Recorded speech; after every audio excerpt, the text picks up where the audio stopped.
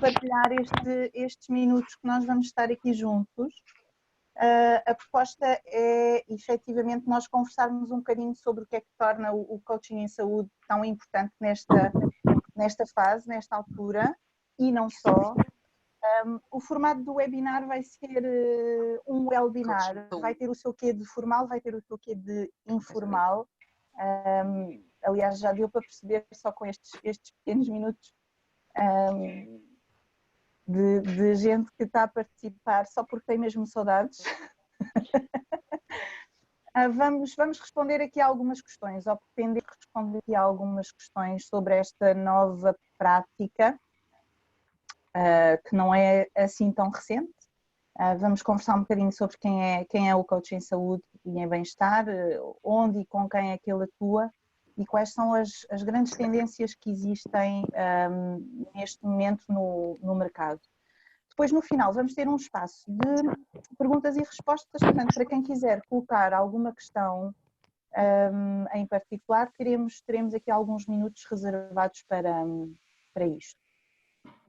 E agora, a única coisa que eu ia pedir era que vocês colocassem, Dani, vamos ao Mentimeter, colocassem qual é a vossa atividade profissional nesta aplicação que a Dani vai partilhar agora connosco. Qual é a vossa atividade principal, para percebermos também um bocadinho todos. Oi. Só um minutinho, eu vou fechar o microfone para não entrar o ruído das pessoas. Ok. E quando vocês precisarem falar, vocês abrem, tá bom? Isso. Abre o seu, Flor.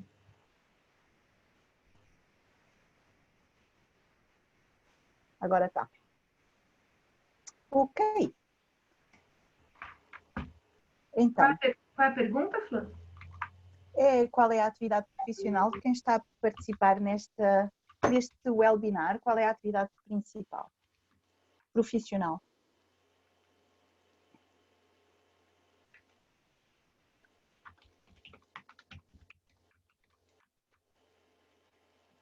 E aí, vocês entram, pode ser no celular ou pode ser no computador, nesse link aqui de menti.com e usam o código 242385 para responder.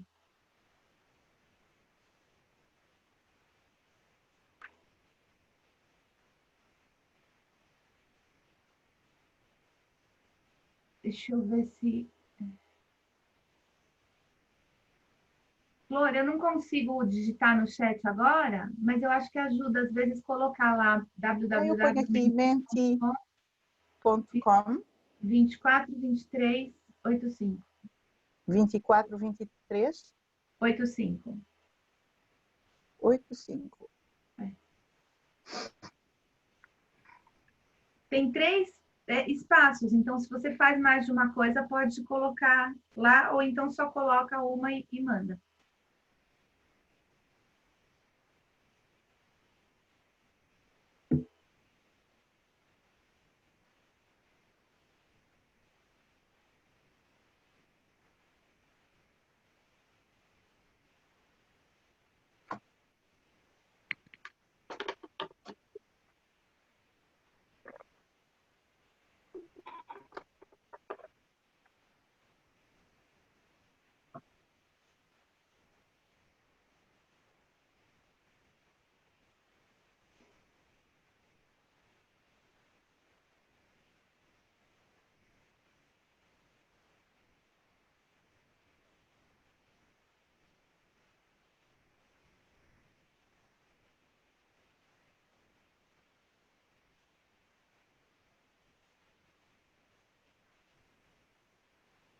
Ok.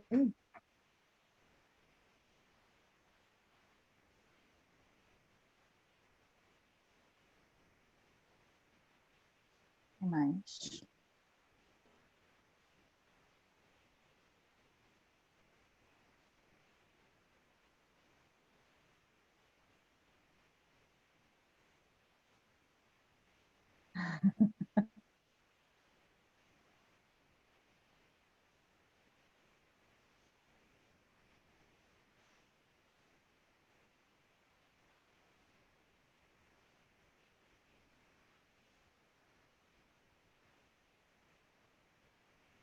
Estamos todos? Temos 8 e acho que talvez as outras pessoas não estejam conseguindo entrar, será? Já está, estão a aparecer mais. Ok.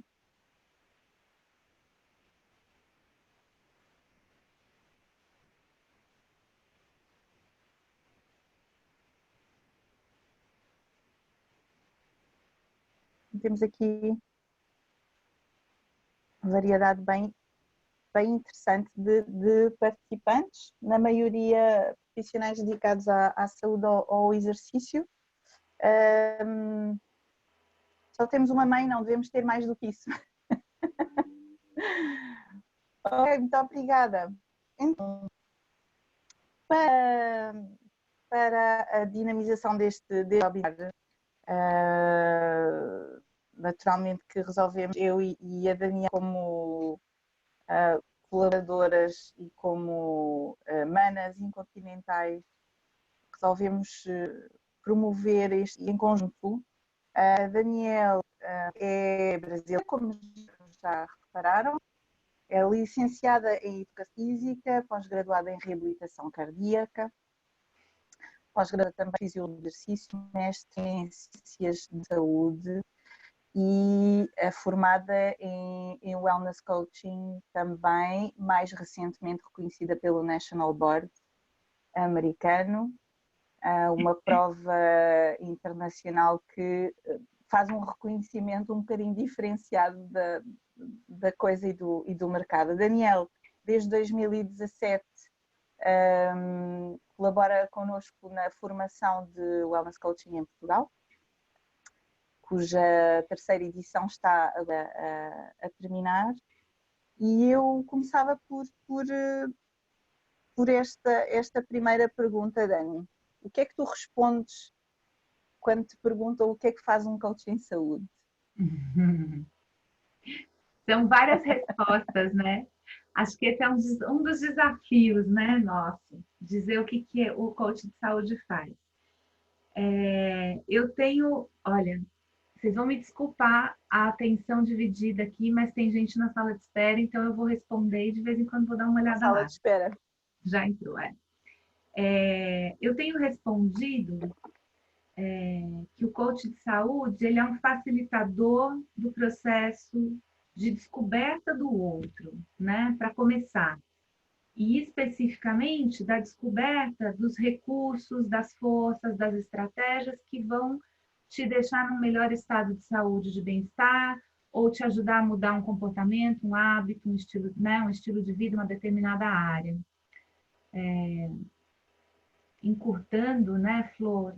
Eu acho que é um pouco esse o papel. Ele é um facilitador da descoberta do outro, né? Do outro se encontrar nessa trilha de autocuidado, de desenvolvimento, de amorosidade consigo, né? Acho que é um pouco por aí. Os diferentes desafios de saúde também que as pessoas podem passar de uma forma mais pontual ou mais permanente também na sua vida, não é? Sim, sim. Oh, Dani, e o que é que, esta pergunta também é comum, o que é que diferencia o coach em saúde de outros profissionais que também atuam em saúde? De repente, como é que aparece esta figura, não é? Esta nova abordagem, esta nova forma de relacionar e de obter também outro tipo de resultados? Quais são as grandes diferenças? O coach de saúde ele entrou no mercado de saúde, nesse ecossistema, ocupando um espaço, né, gente, que é o espaço que a gente, enquanto especialista, não consegue. A gente vem historicamente perdendo os nossos pacientes porque a gente fica dizendo a eles o que fazer e eles não conseguem aderir.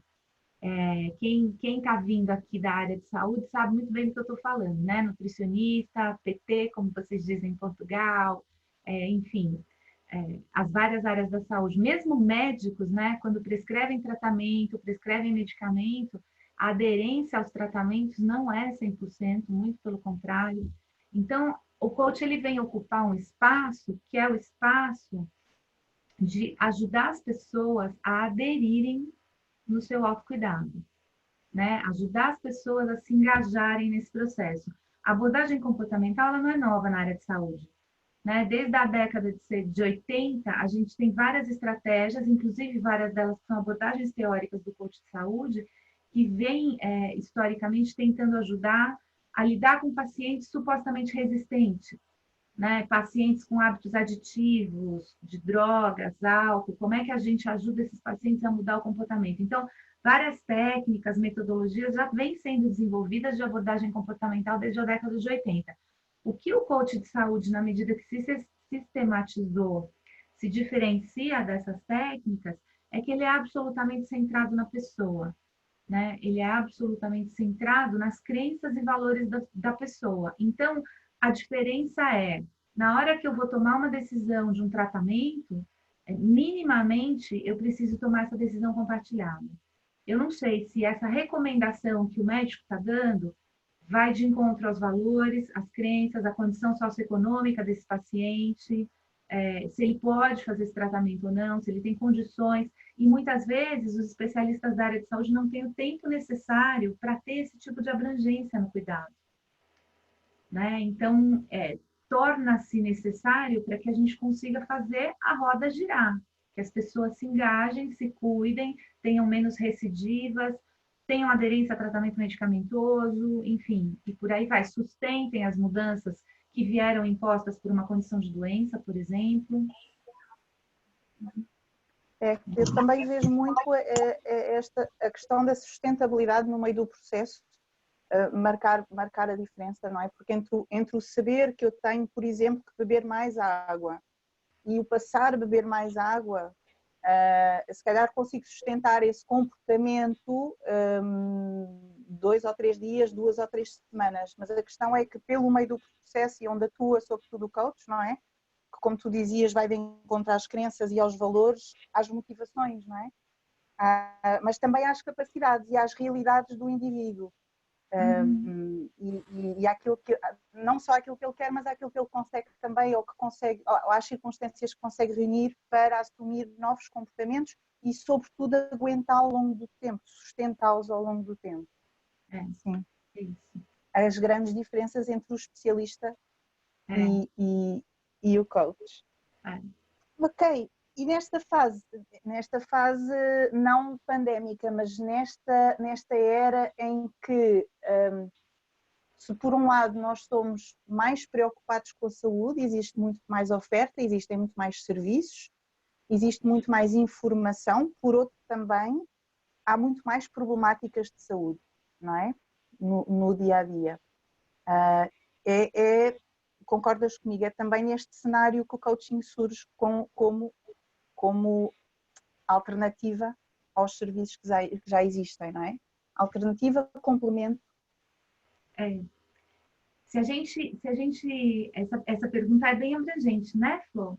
Porque se a gente expande esse olhar das causas, né, das razões, das origens da doença hoje, das origens da necessidade de autocuidado, e a gente bebe, né, no curso também, no pensamento sistêmico, a gente vai entender que as pessoas estão adoecendo cada vez mais, e isso é sistêmico, isso está relacionado com como eu me alimento, como eu trabalho, como eu durmo, como eu cuido do meu corpo, né? E nem sempre a gente tem as melhores condições, né? Então, dentro da realidade que cada um de nós vive, né? Como é que eu vou construir as estratégias e os recursos para eu reconectar com um equilíbrio viável e possível, né? Mas o aumento da doença, para mim, ele tem muito a ver com desequilíbrio sistêmico.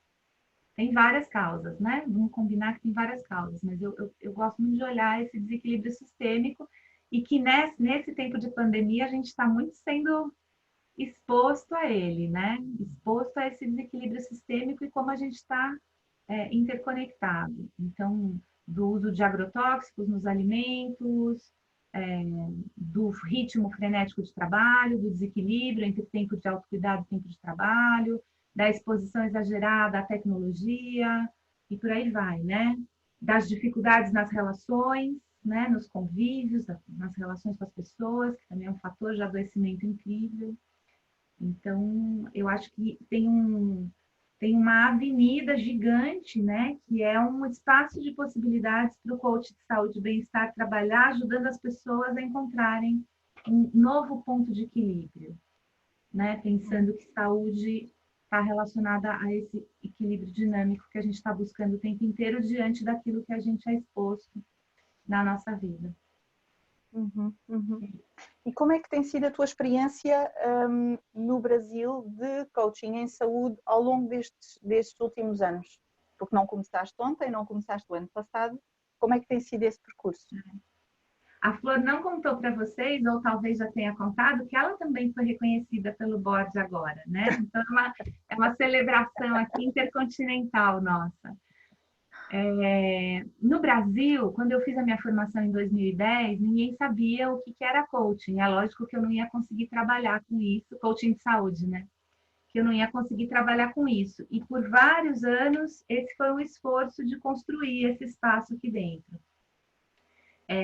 Uns 4, 5 anos depois que eu já tinha feito a formação, que eu já tinha atendido muita gente pro bono e alguns projetos remunerados na área de coaching de saúde, eu tive um convite para entrar dentro de um hospital, que é o Hospital Alemão Oswaldo Cruz, e treinar uma equipe dentro desse hospital que trabalhava cuidando dos colaboradores. E esse foi o gatilho para o coaching de saúde crescer um pouco mais dentro do Brasil e hoje ter uma evidência que é um mercado já constituído, né? E que eu fico muito feliz e muito grata por ter aberto essa porta, porque é uma área que dá muito sentido para as pessoas. Quanto mais a gente trabalha o treinamento dos profissionais de saúde, mais a gente vai vendo quanto esse conhecimento da abordagem comportamental e do atendimento centrado na pessoa estava faltando para a gente na área de saúde, né? Então, mesmo que você... Aqui no Brasil acontece muito da gente ter médicos, fisioterapeutas, nutricionistas que não viram coach de saúde, mas eles fazem a formação porque eles querem repensar a prática clínica. Então, também acontece muito isso, né? Eu estou cansada, por exemplo, eu já escutei de várias nutricionistas, estou cansada no meu consultório de trabalhar com essa abordagem de emagrecimento tradicional. Eu preciso encontrar outros caminhos para ajudar as pessoas, porque o que eu faço não é mais suficiente. Então, esse repertório que se aprende no curso de formação também pode ser usado pelo especialista, né, Flor? Não necessariamente para ser coach de saúde. Mas nos últimos anos tem aberto possibilidade, os últimos 5 anos no Brasil abriram espaço para programas de coaching de saúde corporativos.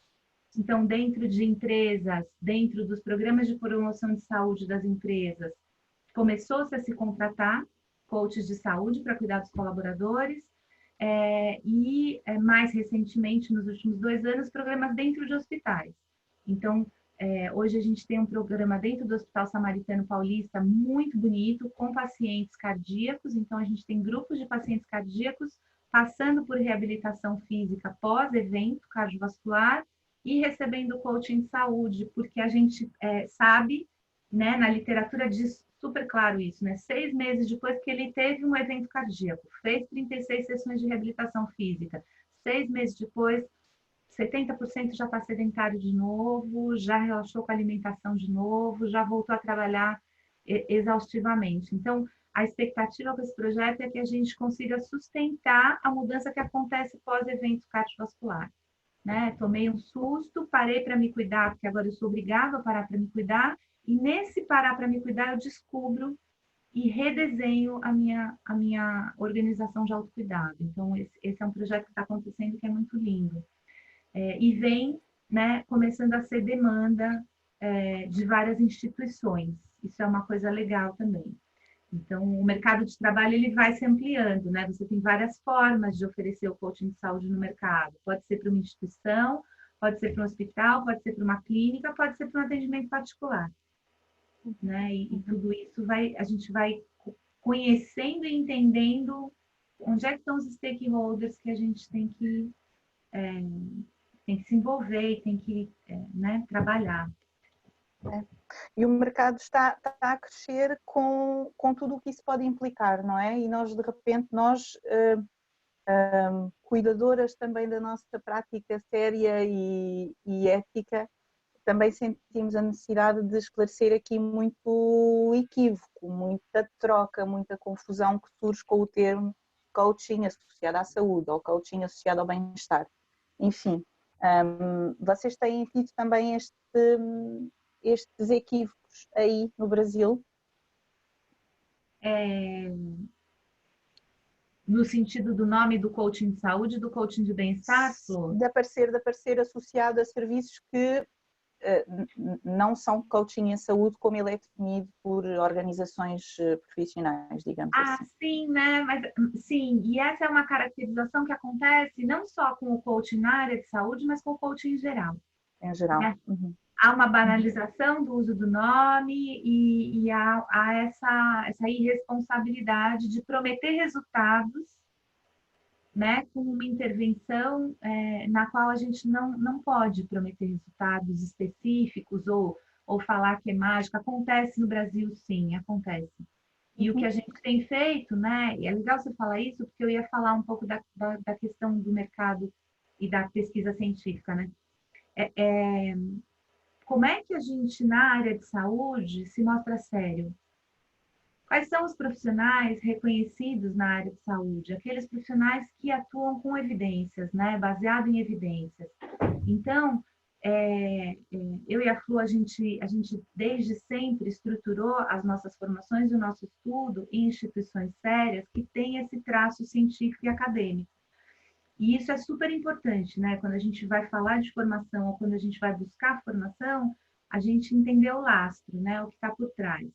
Então, desde 2010, o National Board vem sistematizando a definição, a estrutura, as diretrizes dessa intervenção que a gente chama de coaching de saúde e bem-estar, para que possa se publicar pesquisa científica, né, vendo a evidência dessa intervenção. Então, hoje a gente já tem mais de 100 artigos de estudos clínicos randomizados nas várias áreas de patologia com evidências positivas da intervenção do coaching de saúde, né? E é nessa trajetória que a gente percebe quem são os profissionais sérios, quem são as formações sérias, né? Qual é o conteúdo que você está estudando, que você está expondo. Acho que é por aí, né, Flor? Sim. Eu ia te dizer, sim, já referiste a questão do consórcio da ICF, existem na Europa também outras organizações importantes, é a MCC, que é também de uma associação de mentoria, e a AAC, a Associação de Coaching, que está sediada em Inglaterra. Como é que a gente pode saber que um processo de coaching em saúde está a funcionar, Dani? O coaching, ele é um processo de desenvolvimento, né? Então, a gente tem um processo com começo, meio e fim. Isso é super importante. Se esse processo não tem ganhos progressivos a cada encontro, algo não está funcionando, né? Essa é uma das diferenças importantes do coaching e da psicoterapia, né? Na psicoterapia, nas suas várias linhas de atuação, a gente pode trabalhar a mesma questão, às vezes, por meses ou por anos, né? No coaching de saúde, a gente espera desenvolvimento, a gente espera um projeto, a gente olha esse processo como um projeto, né? Eu vou escolher um determinado nicho, uma determinada área do meu autocuidado e vou trabalhar com ela por 6 a 12 sessões, na média. Quando a gente está falando de pacientes crônicos, isso pode ser mais, enfim, depende do comportamento, também pode ser mais. Mas a gente sabe que o processo está funcionando quando a gente tem a evidência de que aquela pessoa está conseguindo se desenvolver a cada semana um pouco e aprender sobre si mesma, né? E aí, quando o processo não está funcionando, a gente abre essa conversa com o nosso cliente. Será que o coaching é o melhor cuidado para você nesse momento da sua vida? E aí a gente vai entender o que está acontecendo, vai entender quais são as barreiras e tudo mais. Mas, para mim, a maior evidência é a percepção subjetiva do nosso cliente, é validar com ele se ele percebe que ele está desenvolvendo, é a capacidade de cumprir as metas e de aprender sobre si mesmo, de criar estratégias, né, da própria pessoa que vai ampliando. É quase como se fosse, essa palavra despertar tem vindo muito forte para mim, assim, sabe, Flor? Não sei se é por causa dos atendimentos que eu estou fazendo, mas a pessoa, ela vai despertando para ela mesma. Ela vai falando assim, nossa, eu nunca havia pensado nisso nessa perspectiva. Nossa, que legal! Ah, então eu sou assim, eu nunca tinha percebido. E por aí vai. E todas essas descobertas são processos de desenvolvimento, sinal de que o coaching está andando. Uhum. Não sei se você quer Uhum. complementar com alguma coisa na tua experiência. É muito um trabalho de conexão e de expansão de consciência, não é? Sobre si próprio. E efetivamente os resultados podem ser diversos, variados em processo de coaching, não é? Pode não haver um resultado quantificável para um final de processo, pode haver uma vontade só de desenvolvimento no processo, enfim. É das coisas magníficas do coaching é efetivamente estar do lado do cliente, não é? E não do lado do nutricionista, ou não do lado do personal trainer, ou não do lado do médico, mas está efetivamente do lado do cliente esse poder de decidir e de agir. Me veio também, que eu acho que é legal compartilhar, é que o processo, ele passa por 3 fases. Independente dele ter 6, 8, 12 ou 20 sessões, é importante que ele tenha começo, meio e fim. No começo de um processo, a gente vai trabalhar muito o aumento do nível de consciência desse cliente, o despertar dele sobre ele mesmo. E a gente faz isso com recursos, enfim, avaliações, ferramentas, tem uma série de estratégias, mas é um momento que a gente chama de descobrir. Eu vou descobrir sobre mim, eu vou descobrir sobre o meu autocuidado, onde é que eu estou nesse momento. E daí eu vou descobrir para onde eu quero ir, nessa primeira fase. No meio do processo, eu começo a construção, né? Eu chamo de construir. Eu vou construir recursos, suporte social, estratégias, técnicas, enfim. Vou criar o meu jeito de fazer próprio para funcionar para mim. E quando a gente está se aproximando do fim do processo, a gente já entra numa, não posso falar modelagem, mas numa fase de sustentação de tudo que foi alcançado. Então, ali eu vou usar recursos para ajudar esse cliente a sustentar aquilo tudo que ele aprendeu, que ele desenvolveu, quando o coaching acabar. Porque eu quero autonomia, eu não quero dependência. Eu quero que essas pessoas fiquem livres da gente. Né? Então, esse processo de descobrir, construir, sustentar, também dá uma ideia para a gente de para onde a gente está indo. Eu não sei se você ia fazer uma pergunta específica sobre isso e eu antecipei. Olha, Dani, e eu ia perguntar quais são as grandes áreas de intervenção, para além da prática privada de coaching, tu estás a atuar, estás a fazer atendimento com profissionais de saúde em ambiente hospitalar. Quais são as tendências que tu te apercebes no mercado neste momento? Empresas, não necessariamente, enfim. No Brasil, a entrada do coaching dentro do ambiente de saúde, do healthcare mesmo, parece que está crescendo, Flor. Então, assim, os hospitais querendo trazer o coaching de saúde para pacientes e também como cuidado para os seus colaboradores. Okay. Né? Eu estava a pensar na tendência americana, não é? Porque o Brasil vai beber algumas coisas dos americanos, penso eu, nesta área, e os americanos já têm este mercado, esta oferta muito difundida através das seguradoras, atendimento em empresas, enfim. Aqui do lado da Europa somos mais modestos na difusão ainda do serviço. Mas era para perceber um bocadinho que influências é que vocês têm tido dos americanos no serviço. Eu acho que é muito esse modelo de integrar o coach de saúde na equipe multidisciplinar de cuidado. Né? Ele é mais um membro da equipe multidisciplinar. E aí é tão importante isso, porque às vezes o paciente ele não fala tudo para o especialista porque não houve tempo na consulta ou porque ele não acha que ali é o ambiente.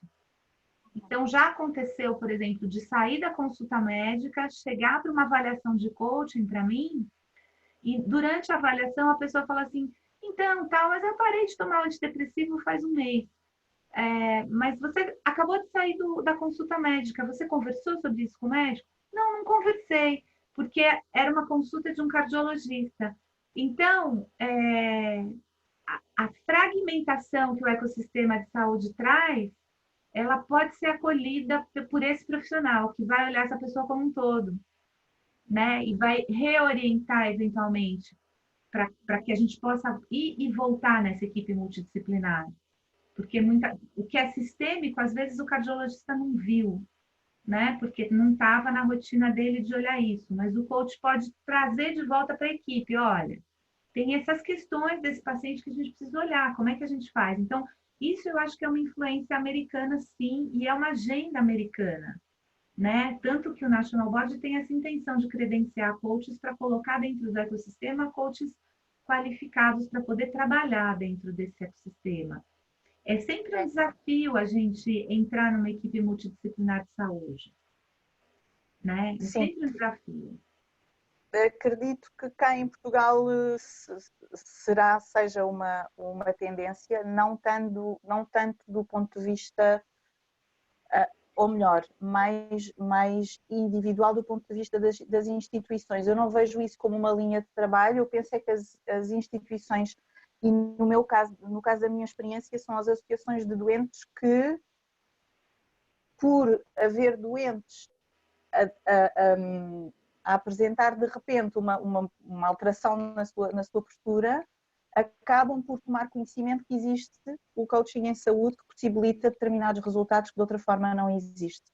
Portanto, eu penso que vai ser alimentado mais por baixo, mais exatamente pela massa crítica do que propriamente a nível institucional.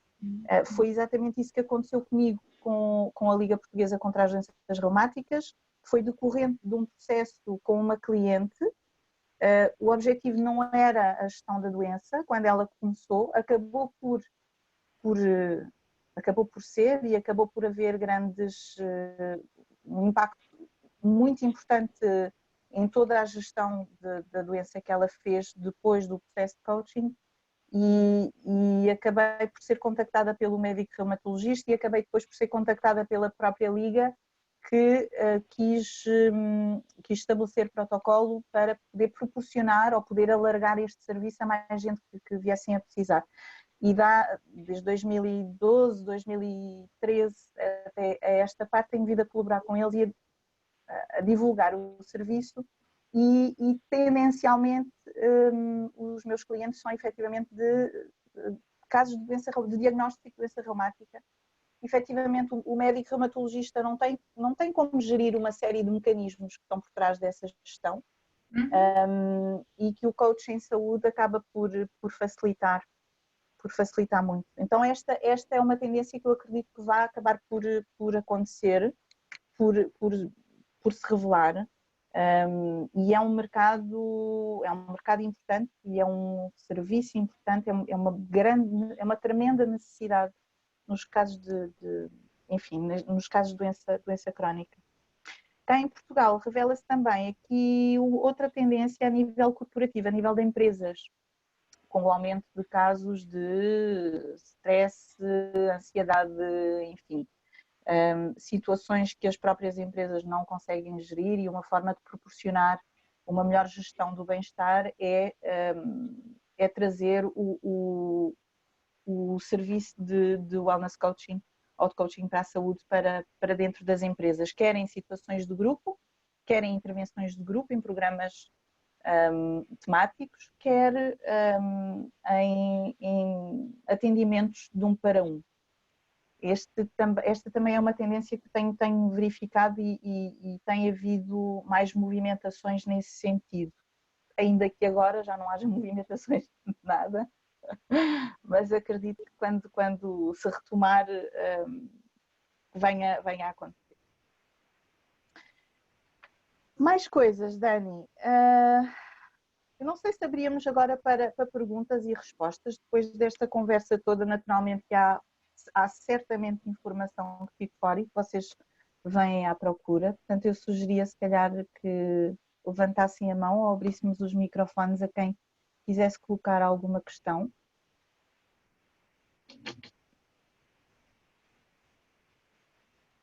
Quem?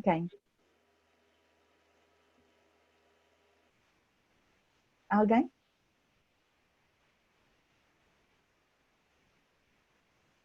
Ok. Não havendo ainda perguntas, quem já está a atuar neste campo e que está aqui no grupo, quer partilhar um bocadinho do que tem sido a sua experiência depois de ter feito esta formação em coaching para a saúde?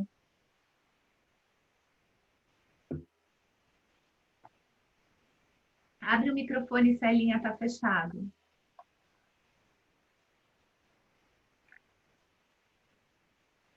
Quer que eu abra? Pronto. Acho que já está. Já me ouvem, não é? Ou não? Sim. Já? E então, como é que tem sido? Diferente do que eu imaginava. É engraçado. Tem sido... como é que eu hei de dizer isto de forma clara? Eu creio que as pessoas procuram porque sentem que lhes falta qualquer coisa para chegar aonde precisam.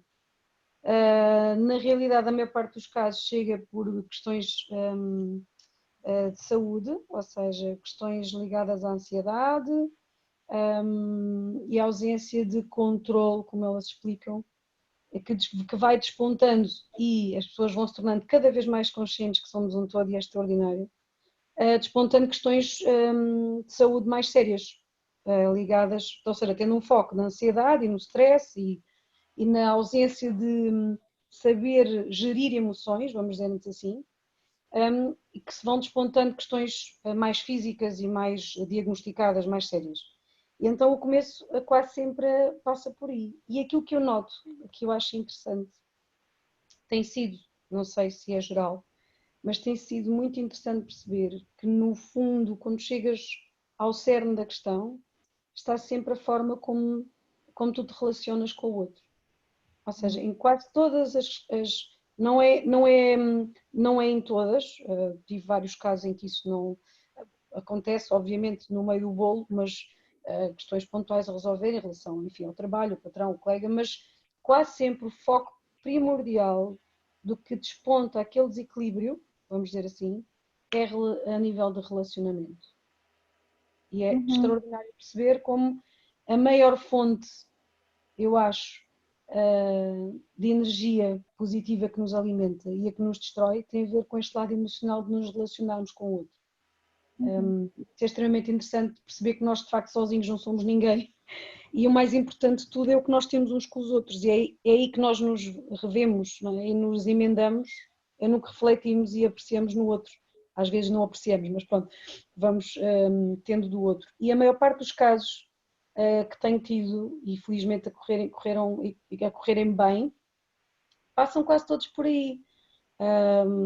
Ligações familiares não resolvidas, questões de casamentos que vão à vida. É muito interessante. E depois da pessoa conseguir aceitar e resolver, muitas das quesilhas físicas, medicamentos, desaparecem ao longo de alguns meses. Lá está a tal construção do período de sustentação, não é? Que é necessário, é muito importante esse período. E acontece, e tem que acontecer, isso é muito importante, a Dani falou nisso e para mim continuo a acreditar, tanto aquela história do fizemos as 16 sessões, 8 e a pessoa já chegou ali, é isso, e vai a vida dela, não é bem assim. Também posso dizer-vos, talvez 50% dos meus casos até hoje, quase todas voltam passados uns meses para fazer algumas sessões esporádicas, exatamente por esta questão da sustentabilidade, deixa-me manter para não descambar, como elas dizem, e é extremamente interessante isso que eu gostava de partilhar, o foco é quase sempre relacionamento. Essa é a minha partilha. Não sei o que é que vos acontece, mas eu tenho esse registro nos meus casos. Obrigada, Célia. É interessante como a gente, quando começa a trabalhar, cada pessoa vai recebendo clientes com determinado perfil, né? É agir, sim. É. Olha, não sei se queres acrescentar mais alguma coisa, Dani. Quem é? Pode falar. Não, sou É eu, flor. queria só saber. Flor. Estou congelada, não é? Tá Estás congelado? congelada, amor, mas estás bonita. Mas conseguem-me ouvir, não conseguem? Sim. Ótimo. Então, eu tenho aqui uma questão da Eva, que tem a filhota a dormir e então vai se manter em silêncio, mas ela escreveu a questão.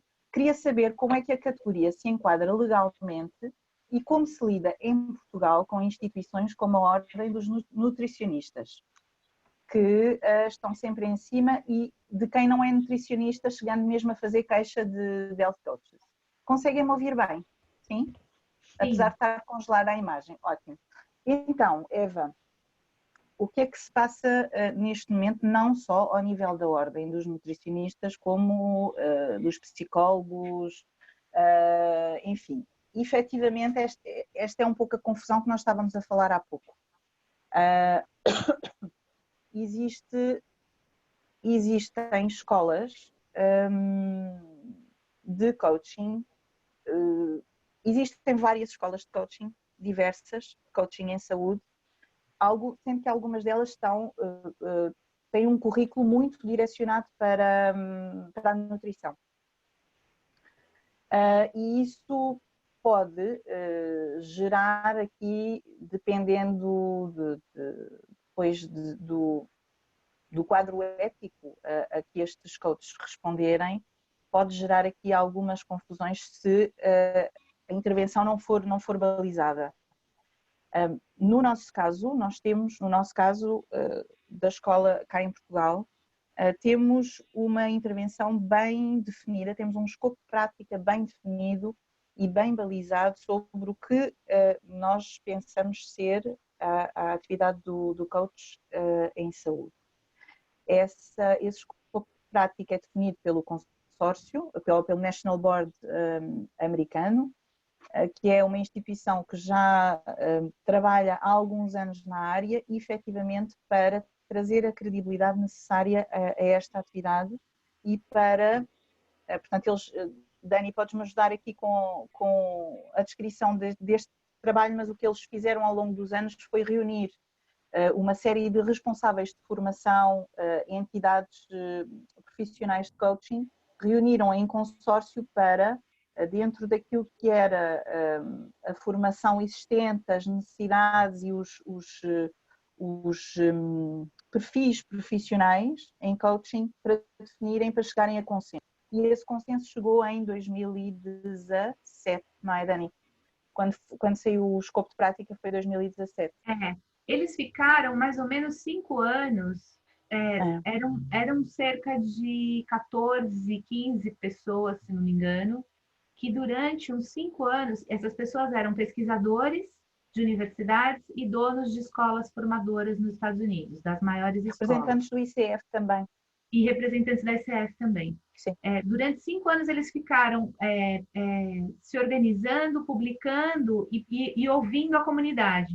Então, eles publicavam um artigo sobre prática, boa prática, o Job Task Analysis, quais são as competências necessárias, como é que essa intervenção acontece, enfim. E aí eles escutavam, né, do mercado e do mundo acadêmico, porque eles estavam publicando isso em jornais científicos, e aí eles iam organizando todo o material que ficou formalizado, Flor, eu acho que mais ou menos em 2015 e 2016.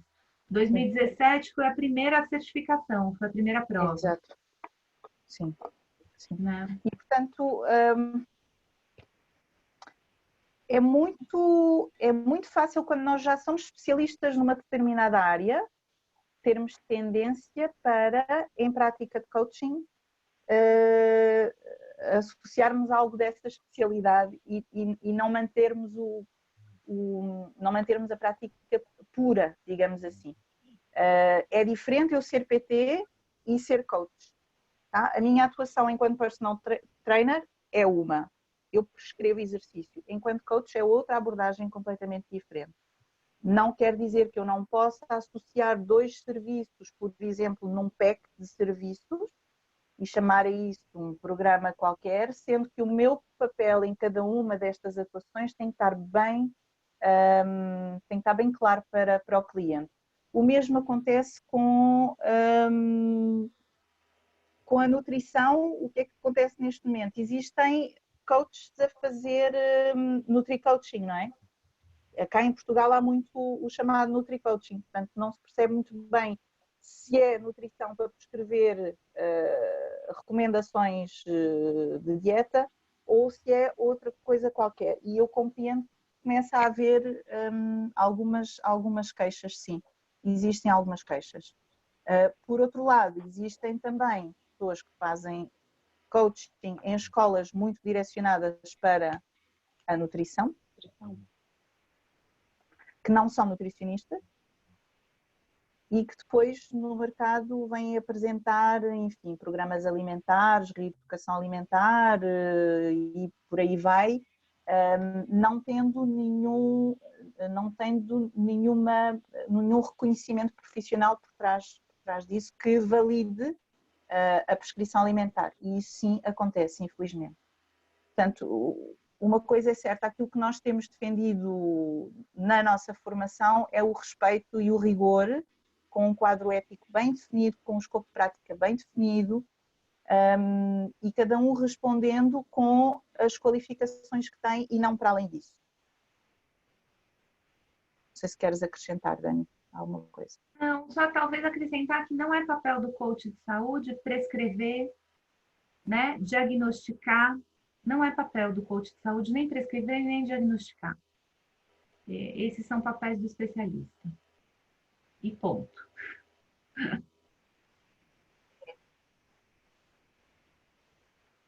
A gente invade. Mais questões? Já agora posso então também colocar uma questão. Pegando um bocadinho no que a Célia disse, não é? Eu vejo muito que a forma como nós nos relacionamos connosco próprios se reflete na forma como nos relacionamos com os outros. E sem dúvida que eu percebo que muitas das situações em que as pessoas precisam de apoio estão sem dúvida relacionadas com esta forma como se relacionam com os outros, como sentem o julgamento do outro. E a minha questão é se aqui na vossa formação se nos dão ferramentas ou que tipo de ferramentas nos dão para conseguirmos que as pessoas melhorem o seu relacionamento consigo próprias e consequentemente com os outros e com o seu meio envolvente. E é um bocadinho tentar perceber, no fundo um pouco mais em pormenor, que tipo de ferramentas ou que tipo de temáticas são abordadas na formação que vocês dão, se alinham um bocadinho neste sentido de melhorarmos e de ajudarmos o outro a relacionar-se consigo e com os outros, e de que forma? Quer responder, Flor? Eu diria que toda a formação gira em torno disso, mas vou deixar avançar. Sim, obrigada pela pergunta, Sofia. Obrigada, Sofia. Aqui em São Paulo, no Brasil, há 5 anos eu coordeno um curso de formação que acontece dentro do Hospital Alemão Oswaldo Cruz. E quando eu comecei a coletar depoimentos, Sofia, das pessoas, dos alunos, para a gente poder formar novas turmas e tudo mais, eu tomei um susto, porque vários alunos fizeram um depoimento dizendo que o curso mudou a vida pessoal dele. Então, assim, a pessoa foi fazer uma formação em coaching para atuar como coach no ecossistema de saúde e saiu ela mesma mudada. Né? A gente tem alguns ex-alunos aqui também, se alguém depois quiser falar alguma coisa a respeito disso, é bem-vindo. Mas, assim, o eixo curricular que a gente trabalha é um eixo de conhecimento, né? Vocês são expostos a um conhecimento que é muito difícil a gente sair igual a gente entrou. Porque a gente vai estudar empatia, a gente vai estudar atendimento centrado na pessoa, a gente vai estudar escuta profunda, a gente vai estudar habilidades de relacionamento. O coaching é relacionamento. Então, para eu poder entrar numa relação de coaching, eu tenho que aprender essas habilidades. Né? E ele também é um espaço de autenticidade. Então, não é uma técnica, não é uma lista de perguntas que você vai sair sabendo fazer. Você tem que incorporar isso, né? Então, esse processo é muito intenso nesse sentido. tanto na parte da abordagem teórica quanto na experiência vivencial de vocês durante o curso, né? Durante o curso vocês atendem entre vocês atendem clientes gratuitos, vocês têm supervisão, então a gente tem um ambiente fértil para, na medida que você aprende a teoria e as ferramentas e os recursos, você também começa a usar isso em você, na sua vida, né? Então, é um processo interessante. Não sei se alguém que é ex-aluno gostaria de falar alguma coisa a respeito disso. A gente tem uns espiões aqui que vieram hoje. Mas um dos motivos pelos quais o curso não dura 3 dias ou 2 fins de semana é também para permitir que toda esta aprendizagem possa ser integrada com a própria vida a acontecer.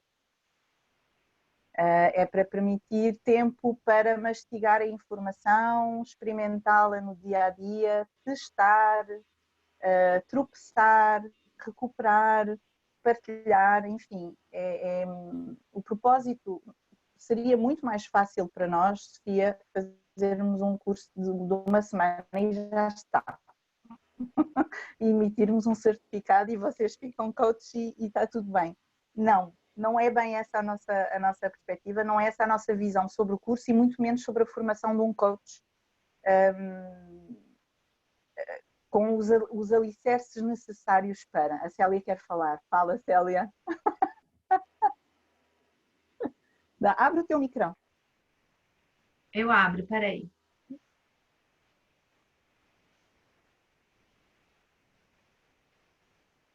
Pronto. Estava só a mostrar se dá para ler. Dá para ver. Sim. Sim. Era só isso.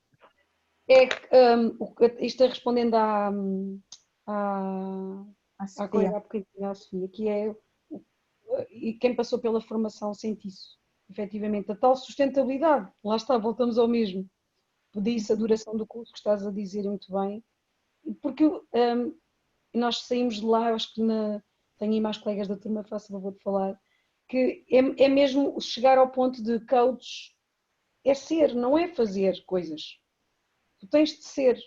E a verdade que muda a vida da gente, como diz a Dani, não tem hipótese, porque tu aprendes a comunicar da tua forma contigo e logo para fora.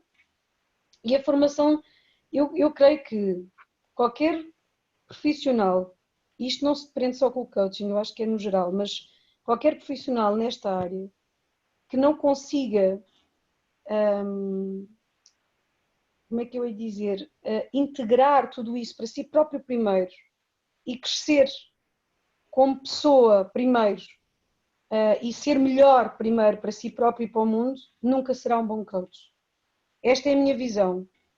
E por isso nem sempre a carreira desponta logo, nem sempre se desponta com os clientes que nós achamos que gostaríamos ou mereceríamos ter, porque tudo é um caminho de aprendizado. E nós vamos ficando preparados ao longo do tempo, quando essa informação de facto passa na nossa pele e a gente integra connosco na nossa vida. É, para mim, mestre que prega e não tem em si na sua vida essas mesmas regras ou fórmulas, nunca poderá ser um bom mestre. E no coaching isso para mim é óbvio. Foi a minha experiência. Gostava que a minha colega que está aí caladinha, que esteve na minha turma, dissesse alguma coisa. Eu senti uma diferença brutal, que ainda hoje ando a arrumar muitas e muitas dessas peças, como dizia a Pipa há bocado, há 2 anos, que ainda estão a ser arrumadas desde o nosso curso. E em todo lado digo, e vou dizer isto sem qualquer tipo de problema, devo muito à Flor e à Dani, porque na realidade eu fiz N formação fora de vocês, escolas XPTOs e nomes famosos e tal, não dentro da área da saúde, vejamos, mas dentro do coaching, e não tive um terço do aprendizado, 1/3 exatamente disto que falo. Tomem lá uma bolsa de ferramentas e perguntas giras e esquemas e... Não, eu também tive isso de vocês, também tive possibilidades, ferramentas, material, aliás, continuo a ter, vocês são fabulosas porque nós nunca estamos descalços. Mas esta coisa de parei para sentir, para me alterar, porque se eu vejo no outro é porque em mim não funciona, só na vossa formação é que eu tive. Isto prende exatamente pelo que a Flor estava a dizer, e eu vou reiterar, que é a duração do curso tem o tempo que tem exatamente para que isso seja possível. Para tu te confrontares, para tu testares, para tu sentires, para tu... Há muitas pessoas que com certeza fazem formação e nunca vou conseguir ser um coach. E isso é porreiro que as pessoas aceitem isso e percebam isso e porquê. Porque, como dizia a Flor, para eu me calar, é necessário começar em ti. E coach para mim é ser, não é fazer coisas às pessoas. Eu tenho que ser. E isso eu aprendi com vocês. Bem-agem, obrigada mais uma vez. Por isso é que estou aqui hoje, já tinha saudades. Isto não estava encomendado, mas obrigada. Não, eu já sabes, depois o cheque tem que vir, estou a brincar. A sério, ando para ligar à Flor há imenso tempo porque preciso de ti, Floriana, e a gente falará fora daqui. Obrigada mais uma vez, Dani, já tinha saudades de ver. Espero que estejas bem. Então, obrigada. Se me permitem, porque eu ia só questionar, então mais do que um curso de desenvolvimento profissional, não é? Temos um curso de desenvolvimento pessoal integrado, era também algo que me interessaria perceber, não é? Se há esta, porque pelo que a Célia diz, vai um bocadinho ao encontro daquilo que era a minha expectativa, que era mais do que só desenvolvimento profissional, há um desenvolvimento pessoal. Não é? E era isto que eu queria também perceber. Sim. Sofia, eu não acredito que nenhuma ferramenta funcione sem a gente ter um estado de presença, sem a gente estar inteiro no que a gente está fazendo. Não tem ferramenta que funcione. Então, quando a gente monta a formação, a gente tem que cuidar, né? Eu e a Flor fazemos muito isso, de que os conceitos sobre comunicação e relacionamento façam parte da vida de vocês. E para fazer parte, vocês têm que viver isso, né? Não tem jeito. Né? Flor, você ia falar e eu te interrompi. Não era isso, não há muito como ser de outra forma. Definitivamente um desenvolvimento integrado. Sim. A Karina queria dizer qualquer coisa? Sim. Karina. Ia dizer, Sofia, não estás sozinha. Acho que somos as duas as únicas que ainda não fizemos esta formação. O resto das pessoas, pelo que percebi, já fizeram. Não. Fiquei com a ideia que sim, desculpa. Eu já tive a oportunidade de fazer o curso de introdução no fim de semana com a Flor. Ficou cá o bichinho. E obviamente por outro tipo de motivos decidi este ano avançar em definitivo com a formação. Era suposto começar hoje, vai começar em breve, espero, no final do mês. E para te dizer, Sofia, sim, eu trabalho como gestora de projetos. Já fiz algumas formações de gestão de equipas, PNL, coaching, N coisas, e um bocadinho aquilo que a Célia estava a dizer, algumas não tão profundas, não sou certificada em coaching, nada disso, atenção, mas há muita teoria e muito psicologia positiva, e é bom fazeres isso para o teu desenvolvimento pessoal, para te automotivares. Obviamente, e como a Flor diz, todos os processos de aprendizagem que não veiculem uma auto-aprendizagem não servem para nada, porque ficas com os conteúdos, ok, eles depois ficam ali estacionados na gaveta, como eu costumo dizer, e depois não consegues pô-los em prática. E eu tive só formação no fim de semana e com meia dúzia de coisas que a Flor nos deu e as ferramentas, eu passei a usá-las em mim. E isso faz toda a diferença em processos convencionais versus aquilo que tu depois consegues. Porque depois tu não vais conseguir vender isso a um cliente. Se tu não fores um exemplo, se tu não souberes explicar muito bem como é que tu consegues mudar hábitos de pessoas, não é? Todo esse mindset, como é que tu crias um mindset, tu não consegues depois, isso não é genuíno, e não sendo genuíno, não é? Nós quando não somos genuínos, a pessoa não vai acreditar e portanto é meio caminho andado para as coisas não acontecerem. E portanto isto faz toda a diferença e aquilo que a Flor disse, eu tive quase para comprar um curso, como eu costumo dizer, quase para comprar um curso de concorrência. Falei com uma série de pessoas e fui falar com a Flor e disse: Flor, eu estou tentada porque eu estou desejando mesmo fazer isto. E ela disse-me: tens a certeza, vai ver os conteúdos. E eu refleti, pensei, falei com 2 ou 3 pessoas e disse: ela tem razão. Eu estou a fazer o quê? Vou comprar um curso para meter na gaveta, eu não vou conseguir aplicar depois nada daquilo e faz toda a diferença, é mesmo, faz mesmo diferença. A minha mãe é professora primária, aliás, reformada já, e a minha mãe diz uma coisa, eu no outro dia falava com ela, e agora nestes tempos de quarentena, que falamos mais por telefone, acaba por... No outro dia ela dizia: mas tu queres mesmo isso? Eu disse: quero, mãe, quero. Mas porquê? Eu não sei, olha, se calhar é para ensinar também aos outros como é que eles devem fazer determinadas coisas. E ela só me disse uma coisa que aprendeu como professora ao longo da carreira dela de quase 30 anos de professora. Ela: tu nunca sabes a 100% o que quer que seja na vida se não conseguires ensinar a alguém. E a partir daí eu pensei: bem, então eu estou mesmo a fazer a opção certa, porque tirar cursos, há N formações de coaching online, há N, mas efetivamente, e depois eu olhei para o conteúdo, faz de forma que tu consigas interiorizar, e é muito importante nós interiorizarmos as coisas. Eu também fiz uma certificação de gestão de projetos e quando a fiz já tinha experiência nessa área. E faz toda a diferença, faz mesmo diferença, porque quando tu tiras um curso, obviamente que eu não faço coaching neste momento e portanto quando for aprender a fazer coaching nós vamos ter uma fase em que vamos fazer peer grupos e vamos dar coaching uns aos outros.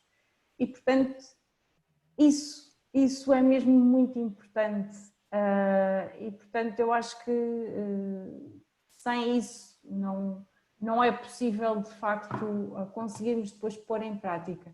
Há muita coisa neste momento, eu sinto que sou bombardeada com... É uma área que está em alto crescimento. Acho que esta história da quarentena vai potenciar toda esta área. Eu tenho um pequeno blog que já faço alguma partilha em matérias nesta área do wellness e do health e do wellness, de coisas de criação de hábitos e de boas práticas alimentares. Obviamente que, como a Flor e como a Dani estavam a dizer, nós não substituímos nem um PT, nem um nutricionista, o tema é outro e é preciso que as pessoas compreendam isso. Mas ainda assim eu tenho um blog que dou e partilho aquilo que eu conheço, nomeadamente aquilo que leio e acabo por partilhá-lo no blog. A ideia é conseguir de facto transformar, e já estou também a trabalhar nesse sentido, criar aqui uma loja online com conteúdos e nomeadamente depois planos de coaching a clientes, e estou a trabalhar também já nesse sentido para quando acabar o curso da Flor conseguir rapidamente fazer coaching. Estou sedenta de fazer e portanto acho que quando é que começa mesmo? Dia 30, Ana, dia 30. Dia 30. Obrigada, o resto Karina. das pessoas, entretanto conheci também outra pessoa que por um acaso, a Marta Leitão, que também foi tua formanda. Foi? A Marta fez Sim. o curso ano passado, sim. Aí num grupo de mulheres de ação, em que ela participou também num webinar em que eu estive presente e depois falei com ela em privado e ela disse-me que tinha feito a tua formação também e que recomenda, que também já fez outras e que não tem nada a ver. Efetivamente, E vou-me calar, já falei muito. a qualidade é uma condição para nós. Não sei se mais alguém tem alguma questão, queira colocar um comentário, uma partilha. Olá, Maria Helena. Alguém queira dizer alguma coisa? Ninguém tem Muito bem. dúvida? Tudo bem. Olha, Maria Helena. Que eu saí com o meu filho para andar de bicicleta e o pneu da bicicleta dele furou. Então nós tivemos que voltar a pé, ok? Então eu era para estar às 5 e, bom, e só consegui chegar agora. As minhas desculpas, tá? Vicissitudes de uma quarentena. Yeah. Ok, então resta-nos agradecer a vossa presença, a vossa participação, o vosso interesse, naturalmente, e este bocadinho que acabámos por passar juntos num dia 1 de maio. Fazemos votos de um excelente fim de semana. Quem sabe voltamos a encontrar-nos em breve, por estes mundos ou por outros. Nós estamos à disposição para qualquer questão. Vocês têm o meu e-mail para qualquer dúvida que tenham ou qualquer questão para além deste webinar. Estamos à disposição naturalmente. Muito obrigada a todos e um bom fim de semana. Obrigada, gente. Obrigada, Dani. Todo mundo aqui. Quem quiser falar um tchau. Beijo, prazer estar com vocês. Obrigada. Abri tudo agora. Tchau, Dani. Gosto de ver, querida. Muito obrigada. Bom, força. Como é que tu estás, Daniela? Eu ia fechar o... Tô bem, Helena. Tudo bem. Estás bem? Ok, princesa.